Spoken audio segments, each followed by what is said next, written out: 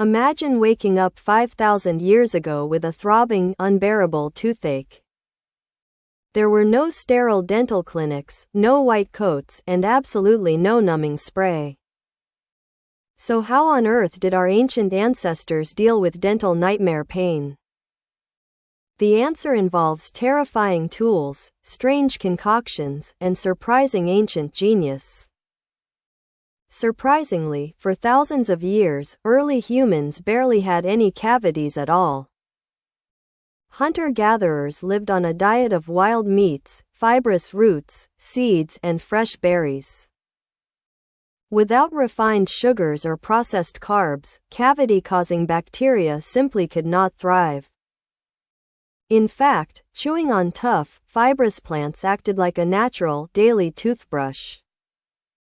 Their teeth were remarkably strong, perfectly aligned, and completely free of dental rot.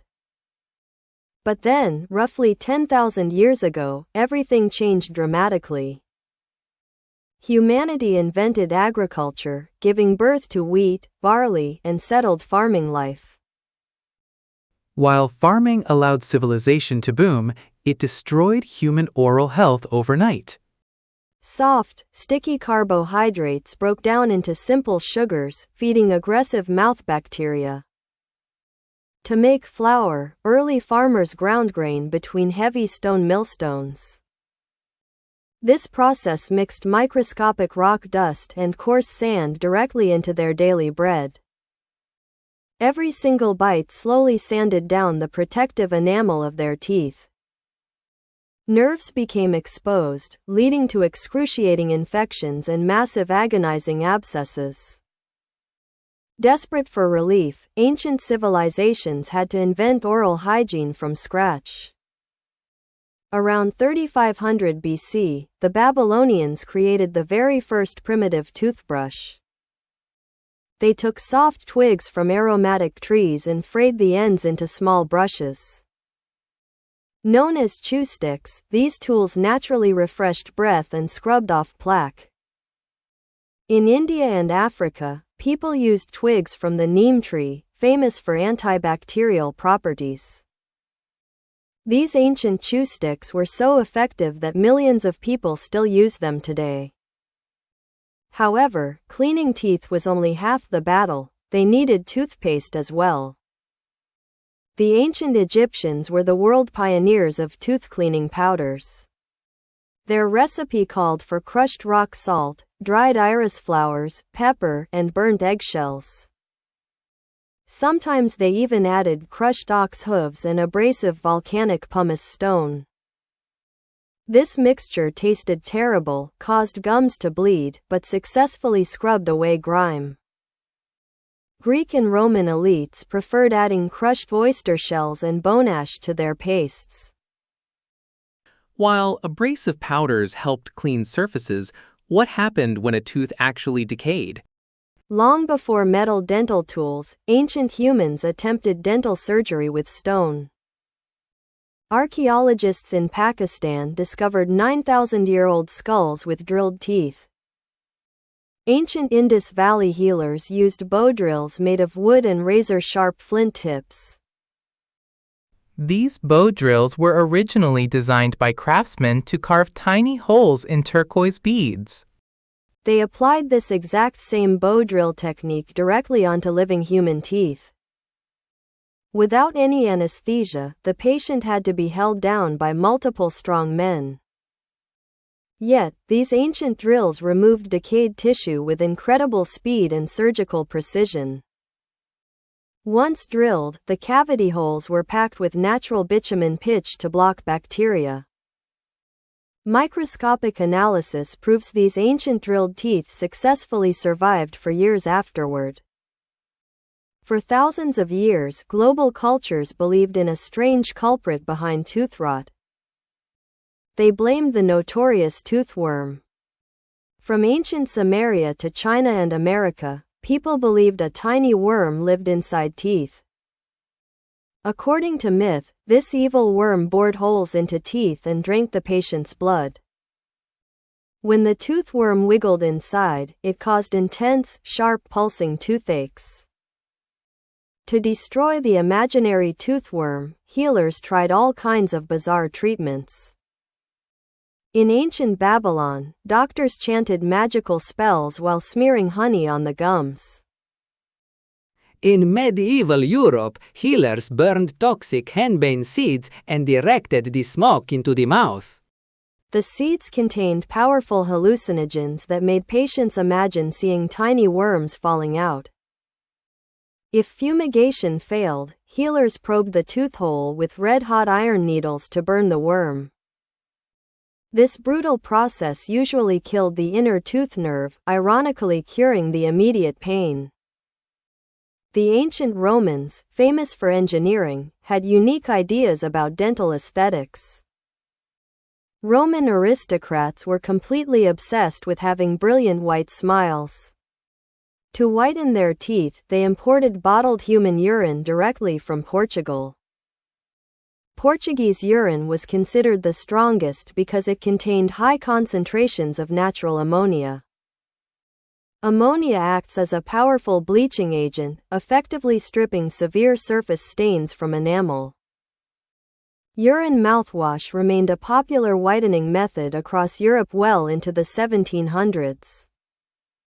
When Romans lost teeth, skilled Etruscan dentists crafted sophisticated dental bridges. They used delicate gold wire to lash real human or animal teeth onto surviving natural teeth. These luxury dental bridges allowed wealthy Romans to chew food and maintain public status. Meanwhile, in ancient Mesoamerica, the Mayans took dental modifications to an aesthetic extreme. Mayans did not modify teeth for health, they did it for high fashion and spiritual power. Mayan dentists used hand-spun stone drills to carve intricate notch patterns directly into front teeth.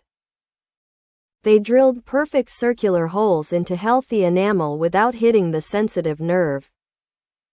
Into these holes, they inlaid precious gemstones like jade, turquoise, and metallic hematite. They sealed the gems using natural plant resins mixed with crushed bone and python venom. This ancient bioglue was so strong that many gemstone inlays remain firmly attached today.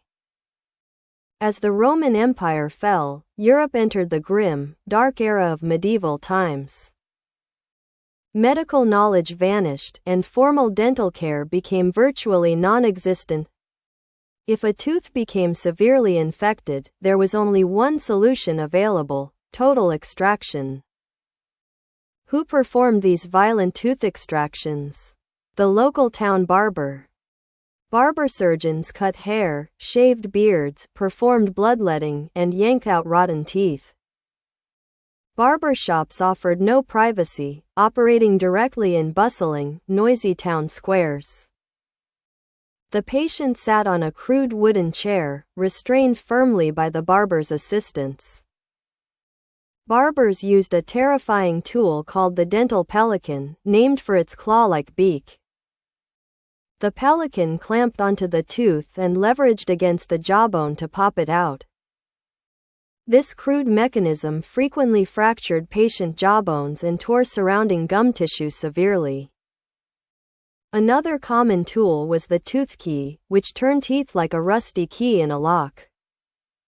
Painkillers were rare, so patients were given heavy liquor or hit with a wooden mallet. Infections from unsanitary metal tools were common, often proving far deadlier than toothaches. It was not until the 18th century that dentistry finally transformed into a real science. A brilliant French physician named Pierre Fauchard revolutionized everything we know about teeth. Fauchard is globally recognized today as the true father of modern dentistry. He published a groundbreaking textbook in 1728 debunking the ancient toothworm myth entirely. Fauchard proved conclusively that sugar consumption was the primary root cause of tooth decay. He invented the world's first dentist chair, complete with adjustable arms and lighting. Instead of crude barber pliers, Fauchard crafted delicate, precise metal instruments to clean teeth. He pioneered dental fillings using melted lead, tin, and silver to plug empty cavities. Fouchard even invented early orthodontic braces, using woven silk threads and gold strips to straighten teeth. In the 1800s, two monumental discoveries changed dental care forever. First was the introduction of ether and nitrous oxide, famously known as laughing gas. For the first time in human history, tooth extractions could be performed completely pain-free. Second was the invention of modern nylon bristles in 1938, creating modern toothbrushes. Finally, the addition of fluoride to public water systems dramatically reduced cavities globally. When you look back at thousands of years of human history, dental care was pure survival. Our ancestors endured flint drills, urine mouthwashes, toxic fumes, and barber pliers. They suffered unimaginable agony just to preserve their ability to eat and survive. So the next time you sit in a comfortable dentist chair with gentle numbing spray, remember the wild, painful, and fascinating journey humans took to get here. Be grateful for modern science, brush your teeth twice a day, and don't forget to floss.